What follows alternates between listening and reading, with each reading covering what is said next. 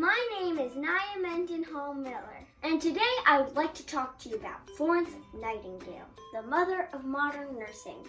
In the 1830s in England, Florence grew up in the Victorian era, which was named after Queen Victoria. The Victorian era brought important changes, like changes in medicine, science, and technology, and fabulous dresses. Florence was a daughter of a super rich family. She was homeschooled and she was very smart. But when she was a teenager, her mom started to say things like, "It's going to be wonderful when you get your wealthy children and your wealthy husband and you will be the wealthy wife with nothing very interesting to do." I'm paraphrasing. Florence said, "Yuck! That doesn't sound like an interesting life at all. What I really want to do is be a nurse." But what her mother said was, "Your father and I will never let you do that. Nurses are poor, they can't read, they can't write, and they are not intelligent. The hospitals are full of sick people, which will make you sick, and I don't want that because I am your mother." Florence was determined. She said, "I think God has chosen me to be something greater than a rich lady. God has called me to be a nurse, and you can't stop me." So Florence studied nursing on her own and got 4 months of training at an institute in Germany. When Florence returned to England, she started working at the Harley Street Hospital in London, and she loved it. In 1854, England and France sent troops to Constantinople to fight with the Ottoman Empire against Russia in the War of Crimea. "Go back to Constantinople, go back to Constantinople." A lot of people in England were worried because a lot of soldiers were dying and it seemed like a disaster. But some people were starting to hear about Florence and her awesome new job as a nurse. So the British Secretary of War wrote her and said, "Florence, you are rocking it at the Harley Street Hospital. You seem like a useful person and a good sport, so we need you to get a team of nurses and help out our military doctors in Crimea. What do you think?" Florence immediately said, "You bet, I am on it." Florence hired 38 nurses and went to the Scottery Barracks Hospital, and it was a dump. There were rats everywhere, and the toilets didn't work. The wounded soldiers were vomiting everywhere and had lice. The nurses were shocked but unafraid because they knew that Florence had big plans and they believed in Florence. However, the military doctors, on the other hand, said, "What are you doing here? Ladies do not belong in our barracks. We don't need lady nurses because we are men. Men, men, men, men, men, men, men, men." Florence said, "I know this is a new thing. You don't work with a lot of female nurses and change is hard. We came all the way from London and I think we can help you out." Not long after Florence arrived, 3,000 more injured soldiers were brought to the barracks. They were left on the floor covered in blood and poop. It wasn't pretty. The doctor freaked out and said, "Nurses, we need you.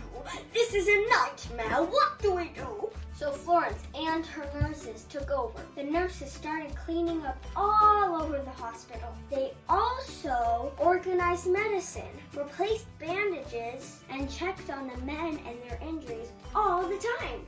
In addition, the nurses started feeding the soldiers and the doctors better food. The men said, "You had their food." The soldiers started calling her the lamp lady, not the lunch lady. Every night, after the nurses and doctors went to sleep, Florence would visit the soldiers, talk to them, and help them write letters to family at home, and just generally be super nice and comforting. The soldiers and doctors started saying, "These nurses, and especially Florence, are heroes.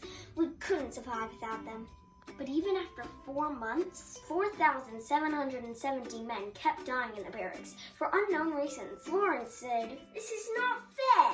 A I've done everything I can, but soldiers are still dying and I don't know why. The war ended in 1856, so Florence returned to England. She was a celebrity, and Queen Victoria said, I want to award you a War Fund dispensation gift. But you must tell me what happened in Crimea. What went wrong? And Florence said, I do not know. It's killing me. Well, not literally killing me, but it's really bumming me out. I know this is a war and everything, but some of those soldiers actually looked like they were gonna make it, and they didn't make it. I must know why. I think I see a trend, but I can't figure it out yet. I really need to think about this. Florence had plenty of time to think about it, because when she left the War of Crimea, she was really sick. She had the Crimean flu. She was coughing and spitting and barely breathing all of the time. Her parents said,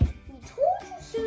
Or maybe they didn't say that. I know that's what my parents would say. Florence eventually got better. But she was still pretty sick for the rest of her life. She had to stay in bed for years. But while she was in bed, she was a detective. Florence studied all of her notes from Crimea. She built graphs, started tracking data, and said, Eureka! I know what happened. The soldiers were 10 times more likely to die from infections than war injuries. It was because of poor hygiene. Florence took a formal report to Queen Victoria, and in 1859 she wrote a book called Notes on Nursing. It was a bestseller, but I'm still waiting for the graphic novel. In her book, Florence said, preventing sickness with cleanliness, ventilation, and a healthy diet is better than a cure. Years later, she used the money from Queen Victoria and other fans to start the Nightingale School of Nursing. Nursing became a true profession that parents could be proud of. When Florence was 87 years old, she was awarded the Order of Merit. It's like an Olympic medal for something really important. This was the first time a woman had ever earned the Order of Merit, so it was a really big deal. Florence pioneered a new industry.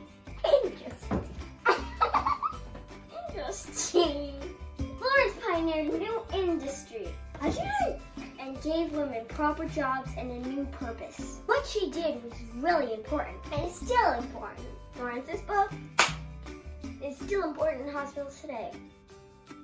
I'm reading it. And in COVID-19, nurses are still superheroes. During COVID, when people get really sick and have to go to the hospital, their families can't visit them. But the nurses can visit them and take care of them and check on them at night with lamps. Maybe not with lamps, but they do check on them and they hold hands and listen to patients and write letters and Zoom calls to the people that they can't see. Nurses still do all the things that Florence did and more. Being sick and being at hospitals can be a little scary. Now I love hospitals because they help me with my finger. When I went to the hospital this year, my nurse gave me a study. My nurse made me feel safe and loved. So thank you, Florence Nightingale. And nurses everywhere. You make the world a better place.